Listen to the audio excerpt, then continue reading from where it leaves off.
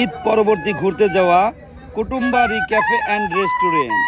হ্যাঁ, সম্মানিত exclusive viewer, সবাই কেমন আছেন? আশা করি সবাই ভালো আছেন। যে যেখান থেকে দেশ এবং দেশের বাইরে থেকে আমার এই ভিডিও দেখতেছেন, সবাইকে জানাই আন্তরিক শুভেচ্ছা এবং প্রাণ ঢালা ভালোবাসা। বরাবরের মতো আজকেও আরেকটা নতুন ব্লগ নিয়ে আপনাদের মাঝে হাজির হলাম। আমি আশরাফুল ইসলাম। আজকে আমরা চলে আসছি কুটুমবাড়ির ক্যাফে অ্যান্ড রেস্টুরেন্টে।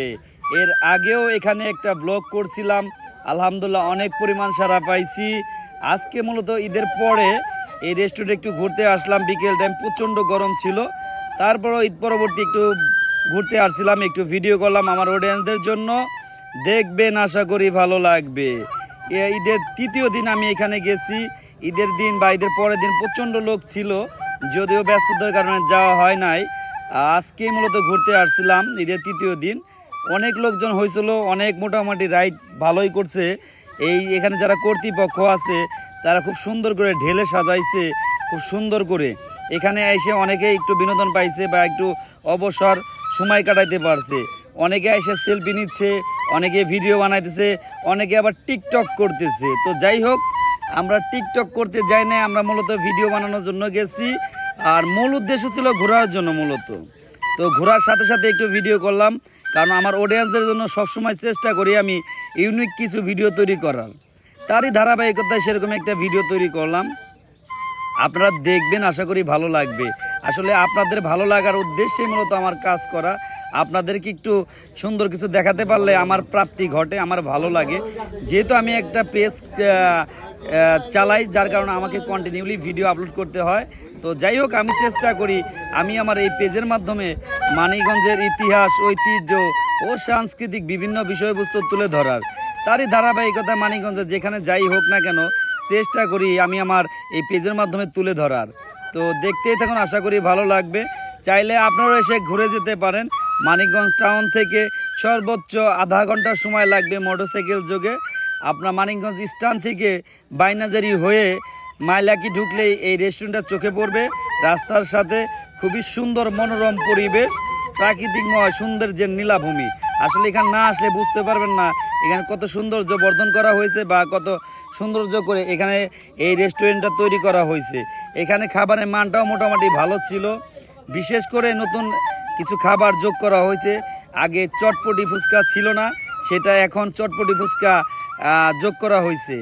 আরেকটা তথ্য আপনাদের দিয়ে রাখি, আগে এই রেস্টুরেন্টে ঢুকতে হলে কোনো টিকিট প্রয়োজন হয় নাই।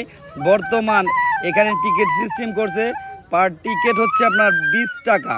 20 টাকার বিনিময়ে আপনি এখানে এসে ঘুরতে পারবেন, আড্ডা দিতে পারবেন, সেলফি তুলতে পারবেন, টিকটক করতে পারবেন, ভিডিও করতে পারবেন। বিষয়টা কি ক্লিয়ার? তো আপনারা চাইলে এখানে এসে ঘুরে যেতে পারেন। আসলে মানিকগঞ্জে ঘোরার মতো অনেক বড় বড় স্পেস নাই, সেই জন্য আপনারা চাইলে এখানে এসে একটু অবসর সময় কাটাতে পারেন। আশা করি আপনাদের ভালো লাগবে। আসলে আমি যেখানে যাই না কেন চেষ্টা করি আমার অডিয়েন্সদেরকে দেখানোর জন্য। মানিকগঞ্জ মানে সৌন্দর্যের নীলাভূমি। মানিকগঞ্জ শতমানিকের বসবাস, খুবই সুন্দর মানিকগঞ্জ জেলা। আসলে এই জেলায় জন্মগ্রহণ করে আমরা গর্ববোধ করি, কারণ হচ্ছে এই জেলাটা অসম্ভব সুন্দর, বিশেষ করে প্রাকৃতিকময় পরিবেশে ভরপুর আমাদের এই মানিকগঞ্জ জেলা।